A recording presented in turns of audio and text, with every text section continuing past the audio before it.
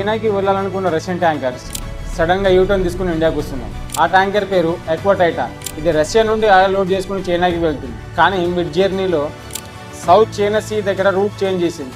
ఇప్పుడు డైరెక్ట్ గా ఇండియాకి వస్తుంది. న్యూ మ్యాంగ్లూర్ పోర్ట్ కి March 21 రీచ్ అవబోతున్నారు. ఇది ఎలా జరిగిందంటే యుఎస్ ఇండియాకి రీసెంట్ గా టెంపరీ పర్మిషన్ ఇచ్చింది. రష్యా నుండి ఇండియా ఆయిల్ ఇంపోర్ట్ చేసుకోవడానికి పర్మిషన్ ఇచ్చింది. అండ్ దీని మీద ఇండియా ఇమీడియట్ గా రియాక్ట్ అయింది. 1 వీక్ లో almost 30 million barrels oil purchase చేశారు. దీనికి రీజన్ మీకు తెలిసే ఉంటుంది. మిడిల్ ఈస్ట్ లో జరిగే వార్ వల్ల ఆయిల్ సప్లై మొత్తం డిస్టర్బ్ అయింది. సో ఇండియాకి వేరే ఆప్షన్ లేదు, ఆల్టర్నేట్ గా రష్యా దగ్గర నుంచి ఆయిల్ పర్చేజ్ చేయాలి.